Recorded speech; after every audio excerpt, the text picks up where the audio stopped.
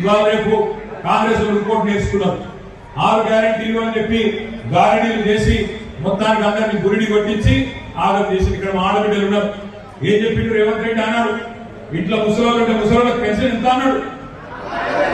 కాంగ్రెస్ వస్తే ఎంత అన్నాడు, 4,000 ఇస్తా అన్నాడు. కేసీఆర్ ఒక ముసలోనికో ఇస్తుండు లేదా ముసలమ్మకి ఇస్తుండు, నేను వస్తే ఇద్దరికి ఇస్తా అన్నాడా లేదా. అత్తకు 4,000, కోడలకు 2,500 ఇస్తా అన్నాడా. అంటే మన కోడల ఖాతాలో పథకాలు స్పెషల్ ఇచ్చిందా ప్రకాష్ రెడ్డి లేదా. ఎంత బాకీ ఉన్నాడు మరి మీకు, 20 నెలలు అయింది ప్రభుత్వం వచ్చి, ఎంత బాకీ ఉన్నాడు. ఒక్కొక్క నెలకు 2,500, 20 నెలలు ఎంత బాకీ. ఒక్కొక్క ఆడబిడ్డకు రాష్ట్రంలో రేవంత్ రెడ్డి గారు ఈ ప్రభుత్వం 50,000 రూపాయలు బాకీ ఉన్నది. గల్ల వట్టి అడుగుని గల్ల వట్టి ఓట్ల కోసం ఆలోచిస్తే 3 రోజులు తిరిగి 6 గ్యారెంటీలు అంటుంది. 50,000 6 గ్యారెంటీలు అన్నది అడుగుని కుల్ల అడుగుని.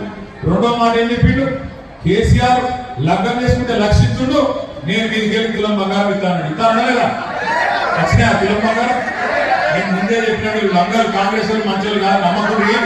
తులం బంగారం కాదు, తులం రోడ్డు చేయడం చెప్పినాను. మీరు కొంతమంది ఆశపడ్డారు, బంగారం అన్న ఒక సెంటిమెంట్ ఉంటుంది నాకు తెలుసు.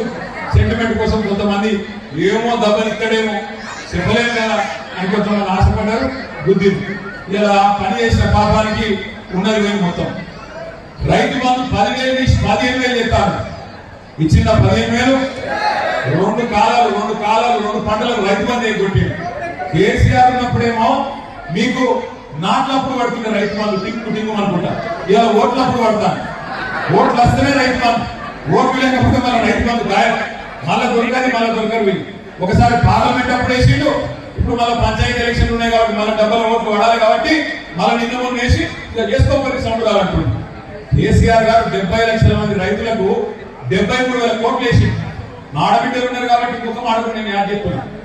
కేసీఆర్ ఉన్నప్పుడు వడ్డీ లేని రుణాలు 3,000 కోట్లు మనం ఇచ్చుకున్నాం. కానీ ఎన్నడికి ఇంత డబ్బా కొట్టుకోలేదు, ఇంత ప్రచారం చేసుకోవాలి.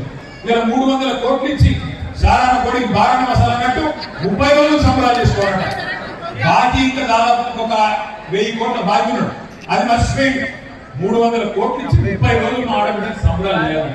దయచేసి నేను ఒకటే కోరుతున్నా, మనకు మోక దొరికినప్పుడే వాత పెట్టాలి. ఇవాళ మోక దొరికింది, మీ ఇంటి ముంగడికి వస్తారు మళ్ళీ కాంగ్రెస్ వాళ్ళు వచ్చి అవ్వ అంటారు, అక్క అంటారు, చెల్లె అంటారు, వదిన అంటారు, మదలు అంటారు, వరుస కలుపుతారు. మేము ఉన్నాం కదా నీకెందుకు అంటారు. నువ్వు గట్టికి నచ్చిపోతే నీకు ఇందిరా మీడియా, నీ పెన్షన్ కార్డు ఎంత, నీ కార్డు తీసేస్తా అని బెదిరిస్తారు. వాళ్ళ అయ్యా జాగీర్ కాదు, రేవంత్ రెడ్డి తాత సొమ్ము కాదు. అందులో వరంగల్ ఆడబిడ్డలతో పెట్టుకుంటే మీరు ముందే సమ్మత సారకకు మీరు వారసురాలు, కాకతీయ రాణి రుద్రమదేవికి వారసురాలు మీతో పెట్టుకోరు వాళ్ళు. కానీ డబ్బన పెట్టుకుంటే ఇంట్లో మళ్ళీ సరాతం మరలేసి 2 ధరిస్తే ఎక్కడో నేను ఒక్కడే అంటున్నా, సంధి దొరికినప్పుడు కరుగా వాద పెట్టకపోతే మళ్ళీ దొరకరు. మళ్ళీ 3 ఏళ్ళు ఉన్నది ఎలక్షన్.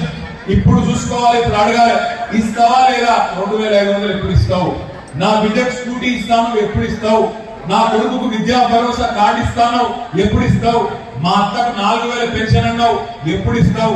ఒక ఫ్రీ బస్ పెట్టగానే సరిపోదు, మిగతా కూడా పెట్టు. ఎప్పటి నుంచి పెడతావు తారీఖు పెట్టు. అట్లయితే మాట్లాడుతానాలి తప్ప అగాధం ఓటేయద్దు, నమ్మి మోసపోవద్దు. నేను మీకు చెప్తా ఉన్నా, ఒకటే కోరుతా ఉన్నా, ఈ స్థానిక సంస్థల ఎన్నికల్లో మా నాయకులందరూ ఇంటింటికి వస్తారు, గ్రామానికి వస్తారు. వాళ్ళని ఆదరించండి, కడుపులో పెట్టుకోండి. వచ్చింది వాళ్ళు కాదు, కేసీఆర్ మీ ఇంటికి వచ్చింది అనుకోవాలి. కేసీఆర్ ఏ గులాబీ కండు వాళ్ళు వస్తున్న అన్న వచ్చినా తమ్ముడు వచ్చినా మా ఇంటికి మా కేసీఆర్ వచ్చింది అనుకొని కడుపులో పెట్టుకొని వాళ్ళని కడుపు నిండా ఆశీర్వదించి పంపండి. మొత్తం ఇలా ఆటలాడుతున్న అధికారులు, ఇంతకుముందు అన్న చెప్తుంటే ఆ విషయం నాకు తెలియదు, ఎరువుల బస్తాల కోసం కూడా కొట్టుకునే అవసరం ఉన్నదా ఇవాళ. కేసీఆర్ ఉన్నప్పుడు ఆ పరిస్థితి ఉండేనా. కేసీఆర్ ఉన్నప్పుడు జనవరి నెల ఫిబ్రవరి నెలనే దేశంలో ఎవరు అడిగినప్పుడు ఎరువులన్నీ కొనిపెట్టి తెచ్చి బఫర్ స్టాక్ పెట్టి మీకు టైంకి అందిస్తుండే. అందుకే కేసీఆర్ ఉన్నప్పుడు చెప్పుల వర్షాలు లేవు. కేసీఆర్ ఉన్నప్పుడు ఆధార్ కార్డు పట్టుకొని యూరియా విత్తనం కూడా నిలిచిన దుస్థితి లేకుండే. ఇలా ఏంటి పరిస్థితి. ఇప్పుడు ఇక్కడికి వస్తుంటే నాకు శ్రీనివాస్ రెడ్డి చెప్తున్నాడు, పరకాల టౌన్ లో మున్సిపాలిటీలో ఆడ మొత్తం దగ్గర 100-150 మంది లైన్ నిలబడ్డారు. సింపుల్ పడుతుంటే లైన్ లో వనుకుంటే నిలబడ్డారు.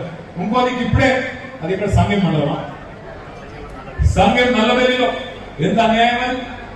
భర్త లేడు ఇంట్లో, కొడుకు లేడు, వాళ్ళ పేరు మీద ఆధార్ కార్డు పెట్టి 2 అదనపు బస్తాలు తెచ్చుకుంటే అది జైల్లో పెట్టేంత పాపమా?